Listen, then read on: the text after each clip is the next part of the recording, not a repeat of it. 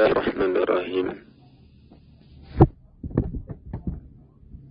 Assalamualaikum warahmatullahi wabarakatuh.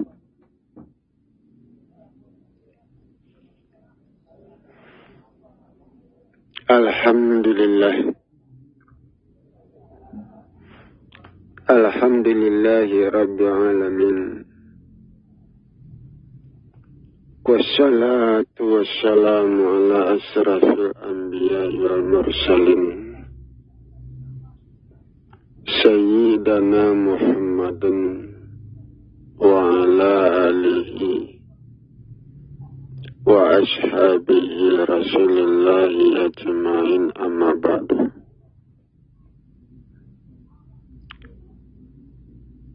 Pertama-tama marilah kita mengucapkan puji syukur kehadiran Allah Subhanahu wa Ta'ala, Tuhan yang telah memberikan nikmat dan rezekinya kepada kita semua. Salam dan salawat kita berikan pula kepada Muhammad Rasulullah Sallallahu Alaihi Wasallam, Rasul terakhir dan penutup para nabi.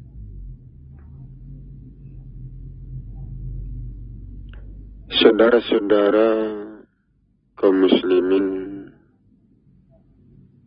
jamaah yang saya hormati, saudara,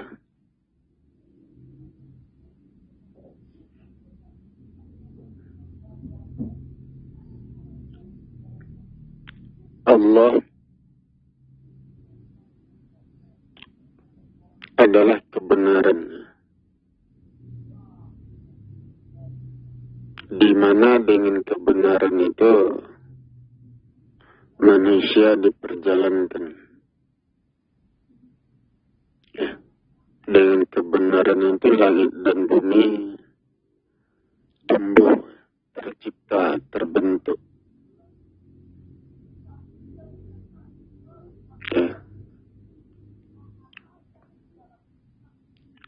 Allah adalah kebenaran. Kebenaran itulah yang hidup di langit dan di bumi. Nah, Allah itu sendiri kebenaran yang hidup di langit dan di bumi. Nah, kebenaran dari sebuah proses. Kebenaran dari sebuah perjalanan. Ya, pergerakan hukum alam. Ya. Itu yang hidup di langit dan di bumi. Ya. Jadi Allah adalah yang hidup, yang menghidupkan. Yang hidup itu apa? Proses. Atau gejala alam. Proses itu yang hidup. Semakin kuat proses itu, kehidupan itu makin tinggi.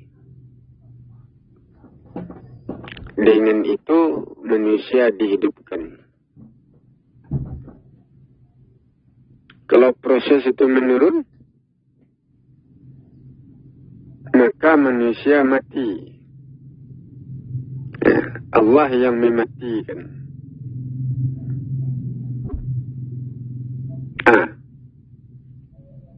Ya.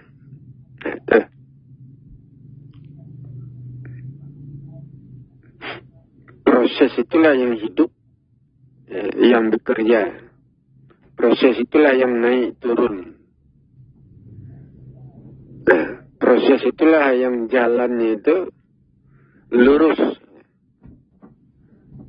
Ya. Itu. Ya. Proses itulah yang bekerja untuk merusak. Untuk membangkitkan. Ya. Proses itulah yang bekerja untuk menghancurkan, menurunkan bencana. Allah yang bekerja. Bukan tubuhnya yang bekerja, tapi proses itu. Allah tidak bertubuh. Itu. Nah, proses itu yang bekerja. Itulah Allah itu. Allah itu adalah kekuatan alam yang terbentuk dari hubungan antara zat antar benda. Nah, kekuatan yang tumbuh yang tidak bisa dielakkan. Nah, itu. Nah, sebenarnya ini kan pelajaran ma'rifat ini ya, dari ma'rifatullah, mengenal Allah.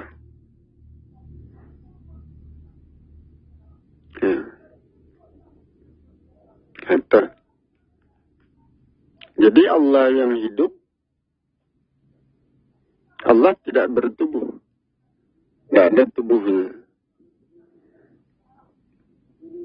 Tidak bertubuh zat, tidak bertubuh makhluk, tidak bertubuh nur.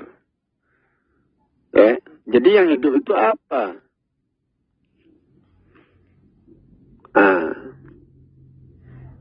Yang hidup itu proses ada. Proses alam. Proses yang terjadi pada tubuh manusia. Terjadi pada benda, pada makhluk. Proses itu hidup. Tidak pernah berhenti.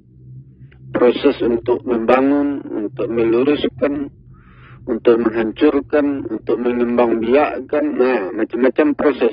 Itu hidup. Tidak pernah berhenti. Nah, itu proses itu didorong oleh yang banyak. Hubungan yang banyak. Hubungan lebih dari dua. Genap. Demi yang genap. Demi yang ganjil. Yang genap itu kan dua. Berbeda. Hubungan dua yang berbeda itu mendorong terjadinya proses. Itu yang dikatakan kami. Kami yang bekerja. Kami itu banyak. Yang banyak itu benda-benda, zat makhluk. Berbeda-beda jenis. Ukuran. Kandungan berbeda. Hubungan antara zat yang berbeda, makhluk yang berbeda, benda yang berbeda. Hubungan itu menciptakan reaksi. Gejolak. Mendorong terjadinya proses. Dan itu tidak pernah berhenti.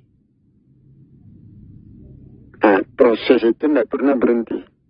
Di langit dan di bumi, pada diri manusia, tidak pernah berhenti proses itu. Proses itulah yang mendorong tubuh manusia tegak. Yang mendorong tanaman subur. Itu. Yang mendorong terjadinya bencana. Yang mendorong turunnya rezeki. Proses itu. Sementara proses itu diatur oleh tata letak benda. Tata letak zat. Itu. Ya.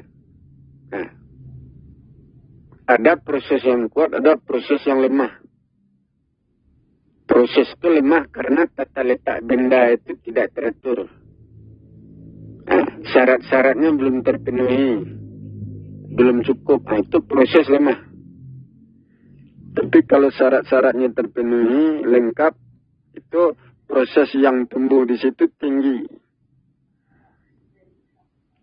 Susunannya teratur. Atau lengkap, itu prosesnya tinggi. Itu deh. Seperti doa itu terkabul. Apabila sudah dipenuhi syaratnya, maka itu mendorong proses yang tinggi. Hakul yakin. Dengan itu doa dikabulkan. Proses itu yang bekerja untuk memenuhi doa itu.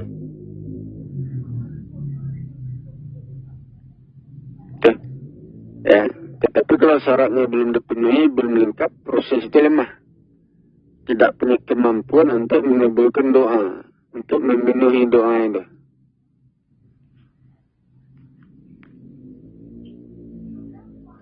Jadi Allah yang hidup, itu adalah proses itu yang hidup.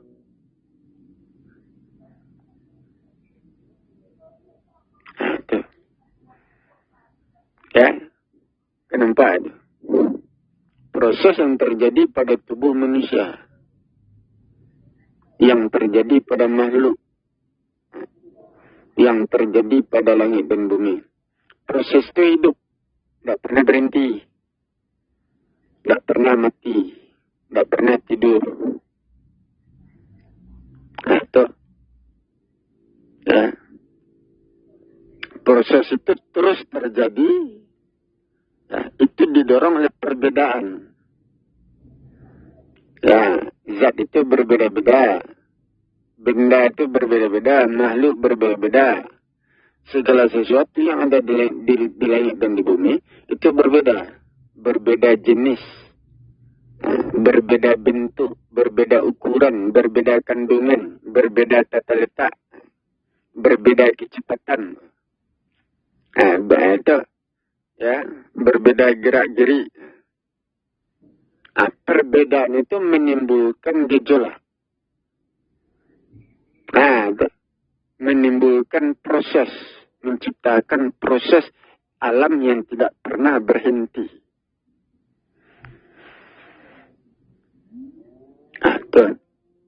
Ya, proses itulah yang mengembangkan langit dan bumi.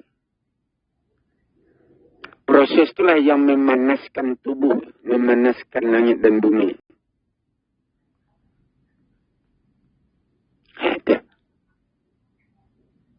Ya, jadi Allah yang hidup, proses itu yang hidup. Berdasarkan hukum tubuh Allah itu tidak ada. Allah tidak bertubuh zat. Allah tidak bertubuh makhluk, tidak bertubuh nur. Lantas yang hidup apa? Bukan tubuhnya tidak ada. Jadi yang hidup itu proses itu. Jadi Allah adalah yang menghidupkan. Yang menghidupkan itu bukan tubuhnya. Allah sebuah kebenaran, sebuah ilmu, ukuran-ukuran. Ya, hubungan antara benda, jaraknya, ya, jarak antara benda, ukuran benda, zat, ya, ukuran besar kecil, ya, tata letaknya, ukuran-ukuran. Ukuran zat yang berbeda, ukuran benda yang berbeda, ukuran makhluk yang berbeda, hubungan antara benda-benda itu mendorong tumbuhnya proses, gejolak. Hubungan itu menimbulkan gejolak, dan mendorong terciptanya proses yang tidak pernah berhenti. Jadi Allah itu sebuah dasar hukum. Allah yang menghidupkan. Yang menghidupkan itu dasar hukum itu. Jadi tubuh Allah bukan yang menghidupkan. Bukan yang hidup. Allah tidak bertubuh zat, tidak bertubuh benda. Ya. Ya. Jadi yang hidup itu apa? Itu proses itu. Proses alam. Allah itu sendiri adalah itu ukurannya. Tata letak zat, tata letak benda. Allah itu sebuah jalan, sebuah ilmu. Di mana zat itu bergantung kepadanya. Benda-benda makhluk itu berpegang kepada Allah, artinya berpegang kepada ukuran tata letaknya. Ya, bersandar kepada garis edarnya, bersandar kepada jalannya, fitrahnya. Itu Allah itu. Itu sehingga dikatakan Allah itu sebuah fitrah. tempat manusia bersandar, berpegang. Allah sebuah jalan.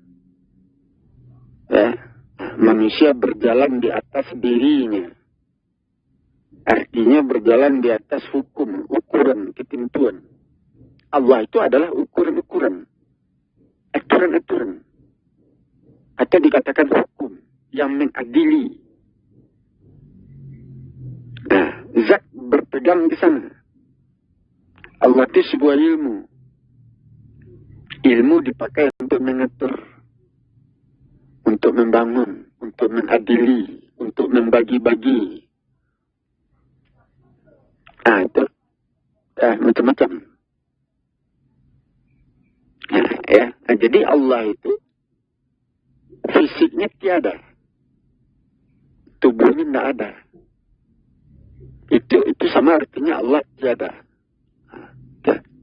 Jadi Allah itu dalam bentuk ukuran zat, ukuran benda, ukuran makhluk.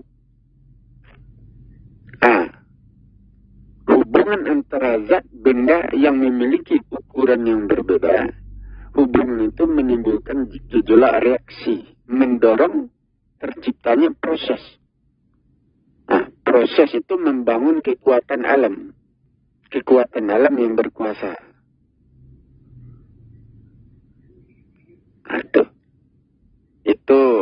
Itu mata rantainya.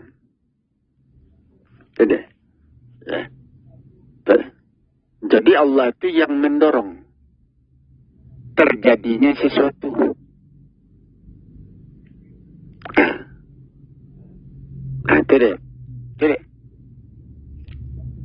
Ya, bukan penyebab kejadian ya. Penyebab kejadian itu zat, benda, makhluk. Hubungan antara zat, makhluk, hubungan antara manusia.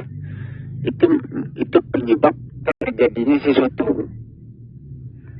Tapi Allah itu ilmu. Allah itu dasar hukum yang mendorong terjadinya sesuatu. Bukan penyebab.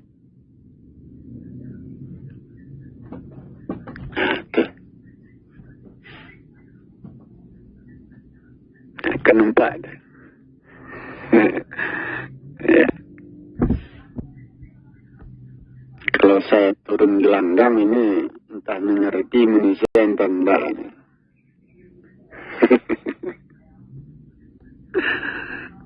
Ya, mungkin ada yang paham mungkin. Ya, banyak pula yang tidak mengerti.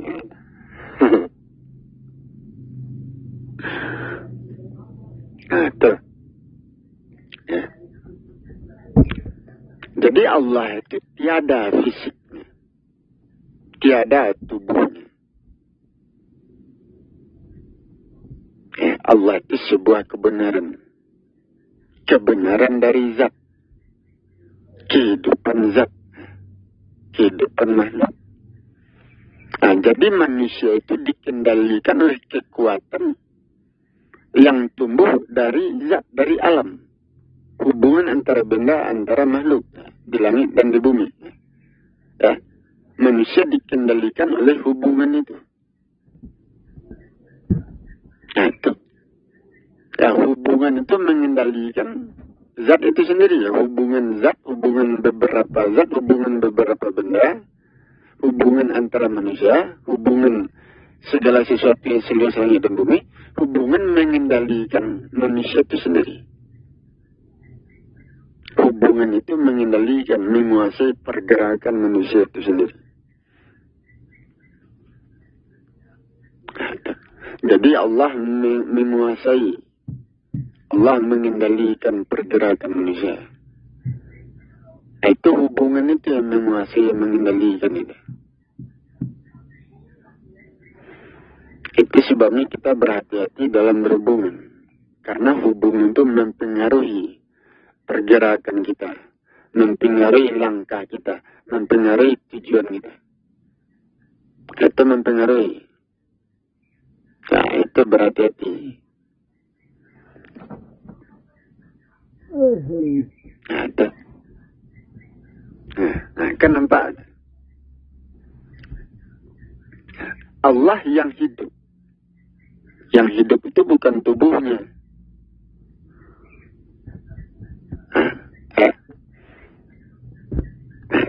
Yang hidup itu proses itu. Proses pertumbuhan, proses pembangunan, proses penyerbukan, proses pelapukan, itu.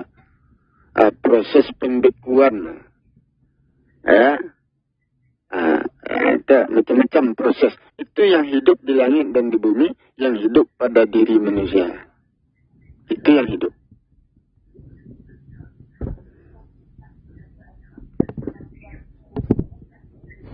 Kan nampak ini. Jadi keputusan itu di tangan Allah. Artinya keputusan itu di tangan proses itu.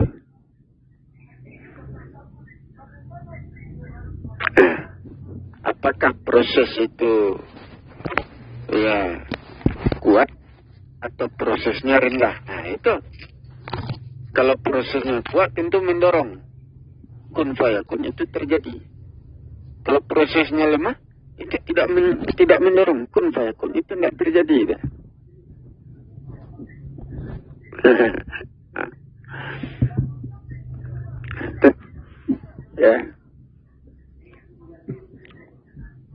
Proses itu kuat lemahnya itu bergantung kepada syaratnya. Bergantung kepada tata letak.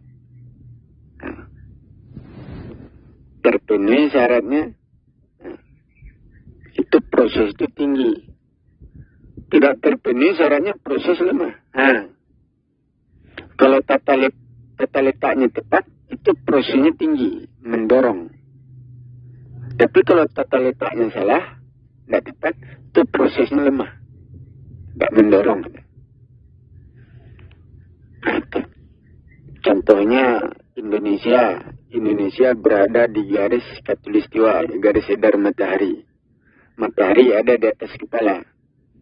Itu proses alam yang ada di Indonesia itu tinggi. Karena tata letaknya tepat. Nah, itu proses alam yang tinggi itu mendorong pertumbuhan. Mengangkat. Nah, itu. Ya. Tetapi kalau di daerah seperti daerah Rusia itu kan jauh dari matahari, garis edar matahari. Nah, itu proses alamnya rendah, tidak tinggi. Itu tidak mengangkat. Atau tidak mendorong manusianya, kurang. Nah, kenapa?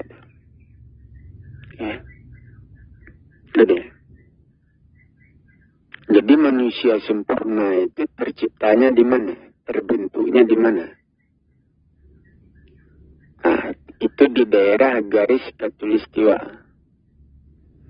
Di garis edar matahari. Daerah itu. Nah itu. Ada beberapa daerah yang dilalui oleh matahari. Nah, itu di mananya? Tentu panjang pula kajinya itu. Nah,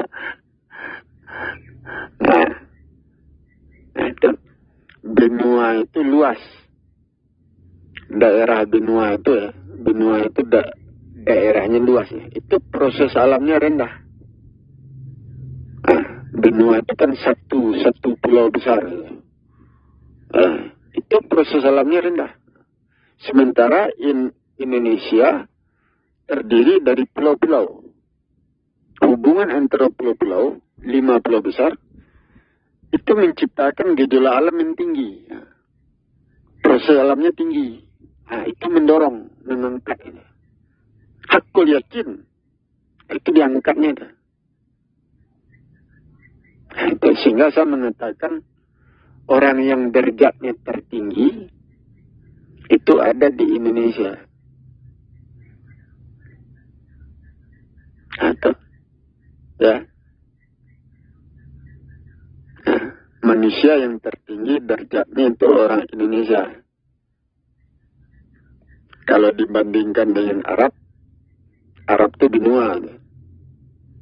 Nah, proses alamnya rendah, itu tidak mengangkat manusianya, kurang. Atau penciptaan jiwa raganya itu kurang masak. kurang terangkat. Tetapi kalau di Indonesia proses alamnya tinggi. Penciptaan jiwa raganya sempurna, matang, masak. Itu perbedaannya. Walaupun sama-sama beriman, walaupun sama-sama suci. Nah, ya itu. Katakanlah Arab itu daerah orang beriman. Katakanlah Indonesia itu daerah orang beriman. Ya, tetapi tata letak berbeda. Iman yang tertinggi itu di mana? Iman yang tertinggi ada di Indonesia, bukan di Arab.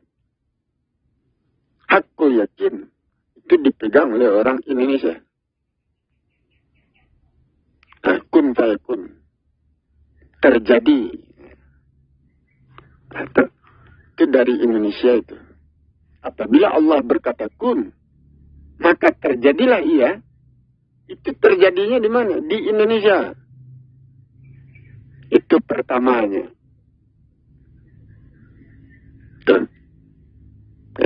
Dan saya sudah pernah katakan bahwa Nabi Adam itu terciptanya di Indonesia. Atau munculnya Adam di Indonesia. Adam dan Hawa. Bukan di daerah benua, bukan.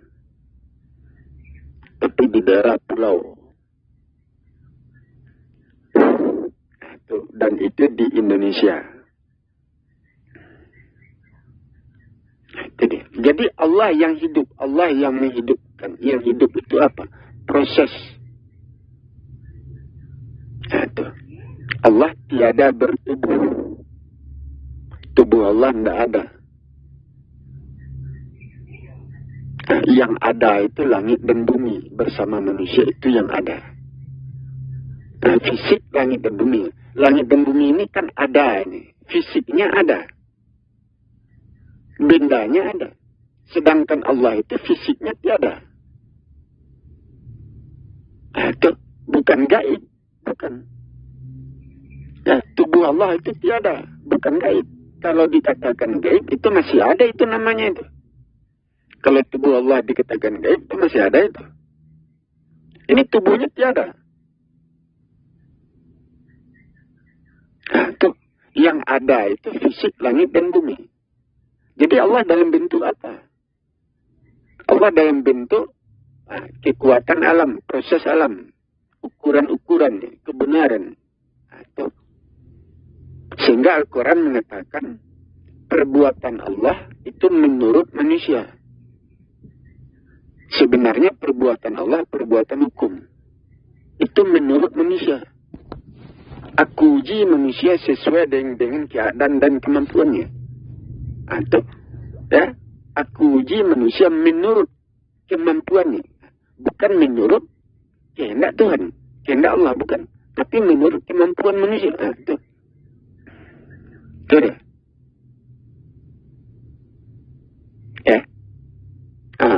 Kenapa? Karena Allah itu, Allah itu yang bekerja itu hukum.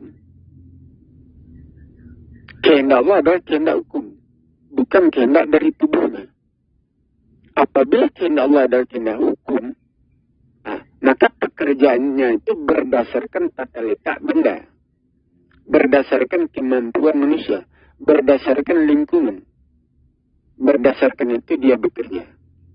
Sehingga Allah itu tidak bebas. Pekerjaannya tidak bebas, tidak seenaknya. Tidak. Pekerjaannya terikat hukum alam.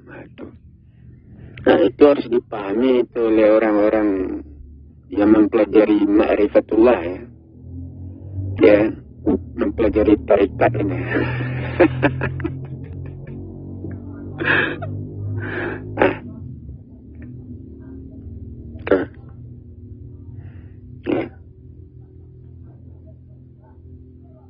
Untuk memahami ini sebenarnya kan lama, berulang-ulang kaji ini.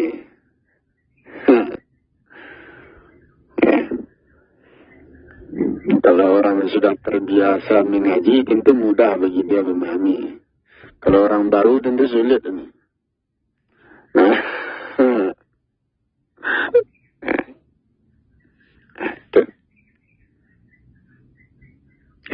Allah yang hidup, itu proses itu yang hidup. Yang ada itu apa? Allah itu ada. Apa yang ada? Sementara tubuh Allah tiada. Nah, jadi yang ada itu proses itu. Nah, itu ya, kebenaran. Nah, Allah itu sebuah kebenaran, ya, ukuran zat. Ukuran yang melekat pada zat, pada benda, pada makhluk seluas langit dan bumi. Ya, ukuran itu yang melekat, yang meliputi langit dan bumi. Ya, itu. Hubungan antara benda-benda, hubungan antara zat, hubungan itu menciptakan reaksi, gejolak, proses. Nah, itu meliputi langit dan bumi. Nah, itu. Proses itu menciptakan kekuatan alam. Kekuatan yang berkuasa. Kekuatan alam itu meliputi langit dan bumi, meliputi diri manusia, ada pada tubuh manusia. Kekuatan yang berkuasa. Nah, apakah kekuatan itu dipakai untuk memelihara manusia, menghancurkan manusia? Atau untuk apa? Kekuatan itu ada pada diri manusia. Ada pada makhluk seluas langit dan bumi. Itu meliputi. Nah, jadi ukuran-ukuran benda, ukuran-ukuran segala sesuatu, itu meliputi. Nah, seluas langit dan bumi. Ukuran itu meliputi. Ada pada setiap zat, pada setiap makhluk, benda, itu ada ukuran, memiliki ukuran. Nah, itu. Pada setiap zat, pada setiap benda, pada setiap makhluk, seluas langit dan bumi. Nah, ya, di situ ada proses. Nah, itu meliputi. Nah, itu. Ya, itu. Setiap proses. Proses yang terjadi pada tubuh manusia, yang terjadi pada benda, terjadi pada makhluk, terjadi seluas langit dan bumi. Proses itu menciptakan kekuatan. Mendorong terbentuknya kekuatan. Nah, kekuatan itu ada pada seluas langit dan bumi, meliputi. Ada pada diri manusia. Apakah kekuatan dipakai untuk memelihara? Kekuatan dipakai untuk membangun? Nah, itu. Kekuatan dipakai untuk menegakkan, atau kekuatan dipakai untuk merusak. Itu ada. Itu dia. Itu dia. Ya. Nah, jadi manusia dipelihara oleh kekuatan yang tumbuh di badannya. Nah, itu. Ya. Atau manusia dirusak oleh kekuatan yang ada pada dirinya. Ya, itu. Begitu pula lingkungan. Ya, manusia dipelihara oleh kekuatan alam. Ya. Kekuatan yang tumbuh di lingkungannya, tempat tinggalnya. Kekuatan alam itu yang memelihara dirinya. Atau kekuatan alam itu merusak dirinya. Itu bergantung kepada tata letak itu. Apabila lingkungannya teratur, maka menciptakan kekuatan alam yang positif. Itu memelihara dirinya. Tapi kalau lingkungannya itu tidak teratur, kotor, itu menciptakan kekuatan alam yang negatif. Itu bisa merusak dirinya. Itu yang meliputi langit dan bumi, meliputi diri manusia. Sangat dekat dengan manusia. Itu ya, lebih dekat daripada urat leher manusia. Nah, itu berbahaya itu. Nah, kami lebih dekat daripada urat leher manusia. Nah, itu. Artinya sewaktu-waktu kami bisa membunuh manusia. Mencabut nyawa manusia. Menghancurkan manusia. Ada. Ya. Nah, jadi kadang-kadang seperti orang tarekat, beraliran tarekat, dia tidak mengerti ini. Katanya di badannya ada Tuhan, katanya. Tidak memahami Tuhan itu apa.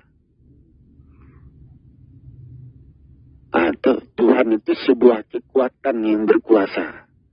Itu ada di badannya. Kekuatan itu tumbuh. Itu berdasarkan gerak-geriknya, tata letak dirinya, cara hidupnya. Kalau cara hidupnya benar, maka kekuatan yang tumbuh di badannya itu bersifat memelihara dirinya. Tetapi kalau cara hidupnya salah, maka kekuatan yang tumbuh di badannya itu bersifat merusak dirinya sendiri, menghancurkan dirinya dari dalam. Itu. Kenapa? Jadi Tuhan ada di badan manusia, ada. Tapi Tuhan itu dalam bentuk kekuatan yang sewaktu-waktu bisa memelihara manusia atau merusak manusia dari dalam. Ini tidak dipahami. Jadi orang-orang yang mempelajari ilmu ketuhanan, aliran-aliran tarekat harus memahami.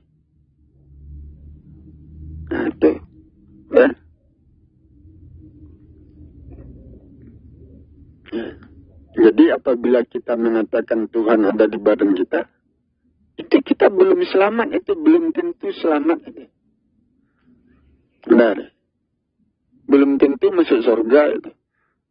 Jadi harus dipahami. Mengerti kita seharusnya itu. Kan nampak.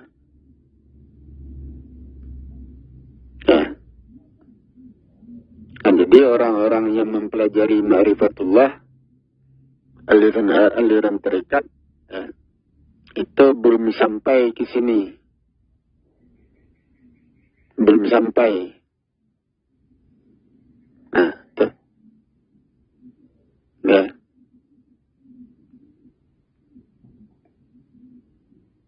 Belum sampai, artinya belum paham ya.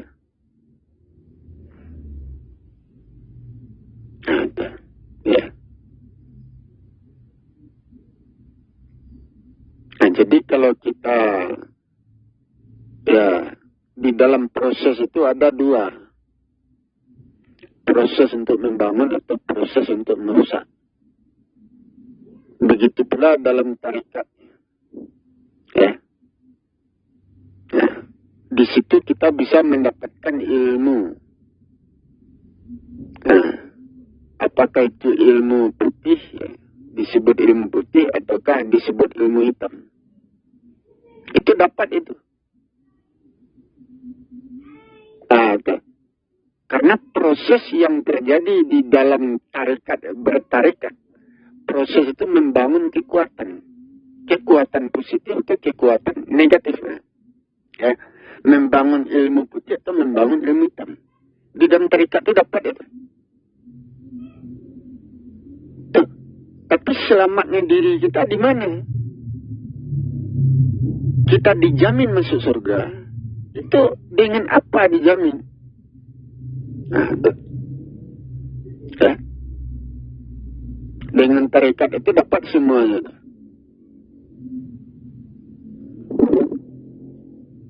Kan nampak.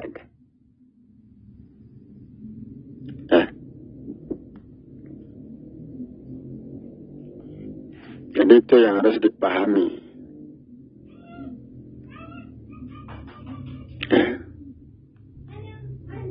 Dipahami oleh orang-orang yang mempelajari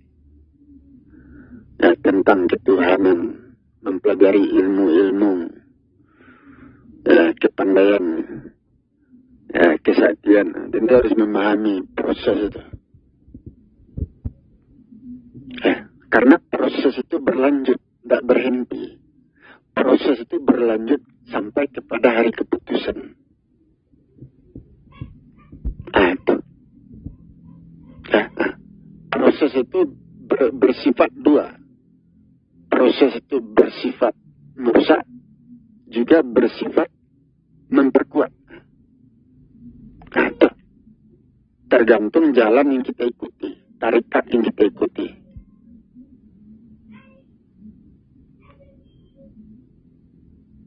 Itu. Contohnya yang satu. Yang satu itu bersifat mengikat. Satu paham. Atau satu jalan. Satu keyakinan. Itu bersifat mengikat. Mempersatukan. Memperkokoh. Tapi kalau pada diri kita ada dua keyakinan. Ya, kita beriman kepada yang dua, bukan satu. Beriman kepada yang dua. Nah, pahamnya dua. Nah, itu bersifat memecah belah, bersifat merusak itu. Nah, itu. Nah, keputusannya nanti di hari keputusan. Mau diapakan itu? Apa yang akan terjadi di hari keputusan?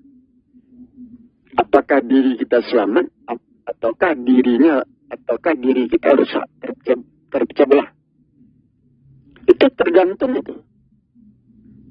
Tuh. Kalau kita beriman kepada yang satu, di hari keputusan, jiwa raga kita tetap kokoh, kuat, teguh.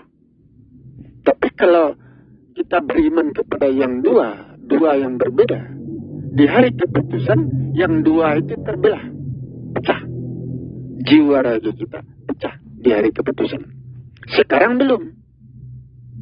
Sekarang itu belum terjadi, tapi di hari keputusan itu terjadi itu. Nah itu yang dipahami oleh orang-orang yang mempelajari ilmu ketuhanannya. Itu hukum sebab akibat sebenarnya itu. Ya, hukum alam. Nah, akibat dari perbuatan manusia. Nah, semuanya itu kan akibat dari perbuatan manusia. Manusia menerima akibat dari perbuatannya sendiri. Itu sebenarnya. Jadi itu yang harus dipahami. Nah, itu. Dan memang rumit.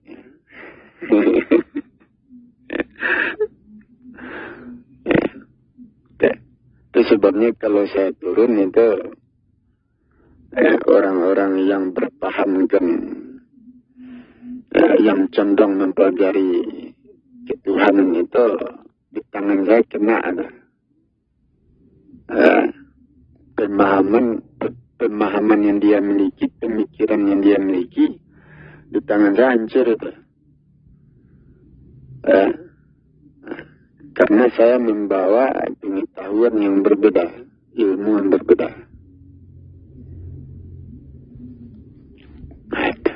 Jadi Allah itu yang hidup. Ada pada diri manusia. Ada pada setiap zat, benda, makhluk seluas langit dan bumi. Ada. Allah meliputi langit dan bumi, meliputi manusia, meliputi perbuatan manusia. Allah ada. Nah, itu. Dengan Allah diri manusia terpelihara, dengan Allah tubuh manusia hancur. Itu bisa saja terjadi. Nah, itu. Tentu ada ketentuannya, ada aturan-aturannya, ada syarat-syaratnya sehingga terjadi. Kun fayakun terjadi. Nah, apakah diri kita diselamatkan atau diri kita dihancurkan? Itu ada syaratnya. Nah, itu hukumnya. Jadi yang ada itu, proses itu yang ada. Tubuh Allah tiada. Allah tidak bertubuh makhluk. Tidak bertubuh zat, tidak bertubuh nur. Tiada. Nah, itu. Allah itu ya. Nah, proses itu yang hidup. Sementara proses itu ada pada langit dan bumi, ada pada manusia. Jadi Allah itu ada bersama langit dan bumi, bersama manusia. Yang ada itu apa? Proses yang benar itu. Kekuatan itu. Itu yang ada bersama zat, bersama makhluk. Nah, kebenaran itu. Itu yang ada bersama manusia, bersama langit dan bumi. Itu Allah itu. Ada. Ya. Nah, jadi itulah yang harus kita perhatikan, kita pahami, kita pikirkan. Ya. Supaya dimengerti ya. Jadi demikian saya akhiri, wabillahi taufiq wal hidayah. Wassalamualaikum warahmatullahi wabarakatuh.